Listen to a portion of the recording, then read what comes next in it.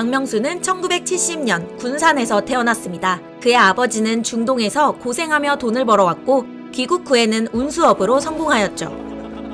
덕분에 박명수는 부족함 없이 잘할 수 있었는데요. 하지만 아버지의 사업은 점점 기울어지기 시작했고 박명수가 초등학교 4학년이던 해에 부도가 나고 말았죠. 이후 서울로 상경하게 된 그의 가족은 방화동의 사글세방에서 살게 되었고 박명수는 학창시절을 가난과 함께 보내야만 했습니다.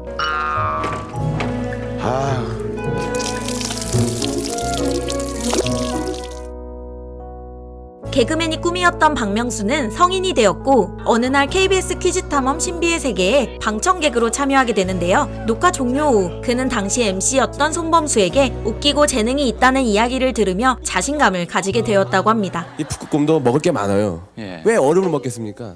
그냥 가지고 놀 것 같아요. 그냥 아유 더워라 하고. 학생이 정답입니다.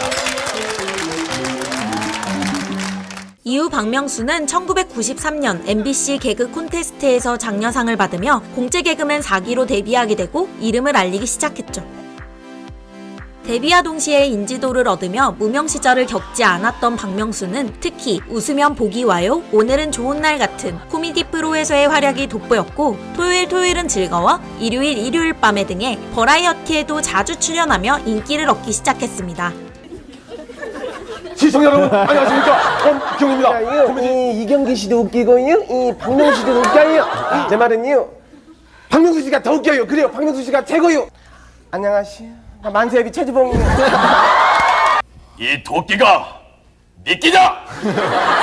격투 끝에 어렵게 범인을 잡았다면서요? 예, 참 저 뭐 제가 감정이 나빠가지고 제대로는 못 봤는데요. 그때 경전이 돼가지고 제가 초소를 잘못 찾아갔거든요. 네. 그래가지고 그냥 얼떨결에 때려잡아. 1990년대의 박명수는 탑스타는 아니었지만 이렇게 여러 편의 CF까지 찍을 정도로 존재감은 확실했고 개그맨으로서 나름 괜찮은 입지를 다져나가고 있었는데요. 사실 그의 아버지는 딱히 유명하지도 않고 우스꽝스러운 모습으로 방송에 나오는 아들을 달가워하지는 않았다고 합니다.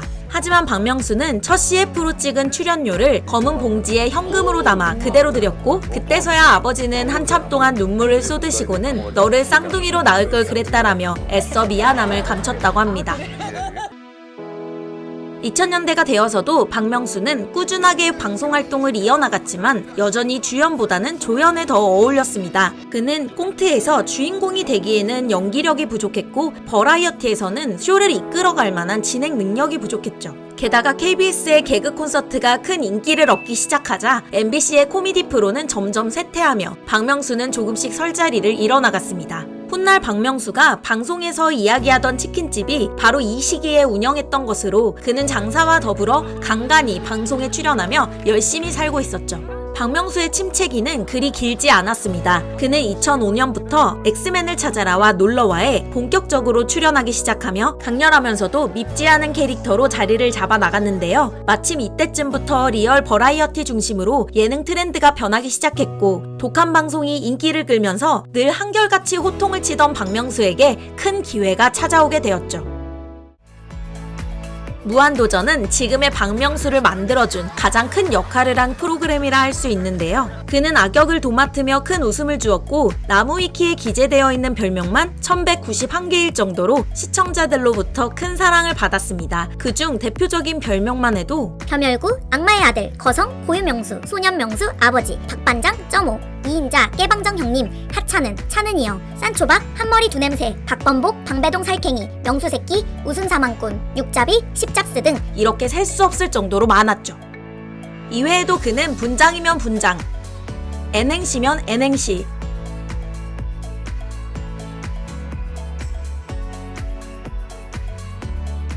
상황극이면 상황극 등 꾸준하게 웃음을 만들어내며 13년 동안 무한도전과 함께 전성기를 보냈는데요. 특히 2012년에는 MBC 연예대상에서 처음으로 대상까지 단독 수상하는 영광을 차지하기도 했었죠. 박명수는 뼈를 때리는 현실적인 말을 자주 하며 많은 이들의 공감을 사기도 했는데요. 그중 몇 가지를 소개해드리자면 늦었다고 생각할 때가 진짜 너무 늦었다.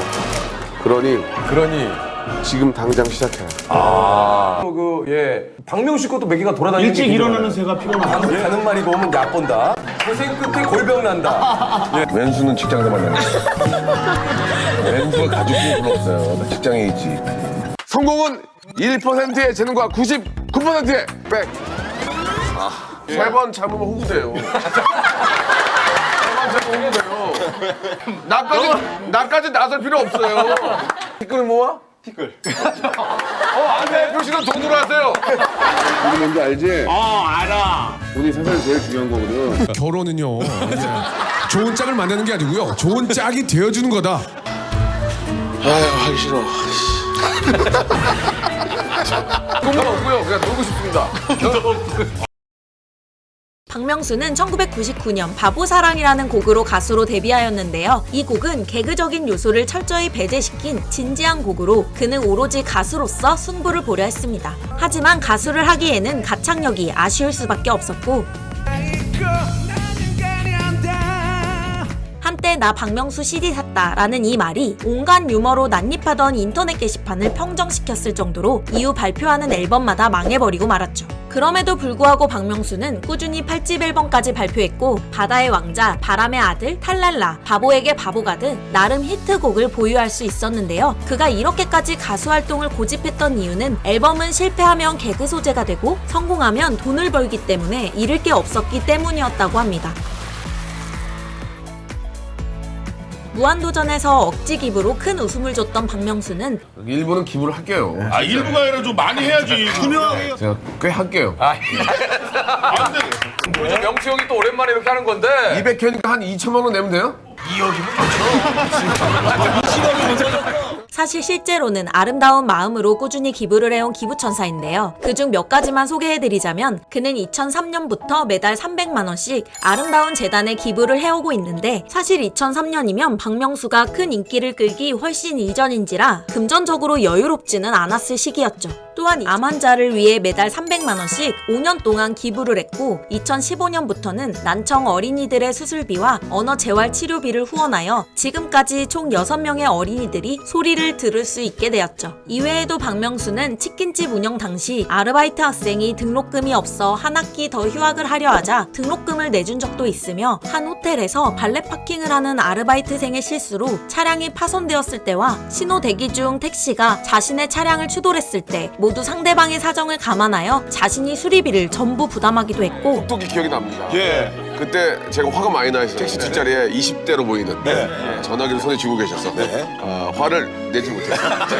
박명수 씨가 또 재밌게 얘기하시려고 이런 거지만 또 그런 분이에요. 방송 이미지와는 달리 참 따뜻한 사람이라는 사실이 점점 드러나고 있는 중이죠. 이상 인물이 궁금할 땐 누구였습니다. 구독과 좋아요는 다음 영상 제작에 큰 힘이 됩니다. 감사합니다.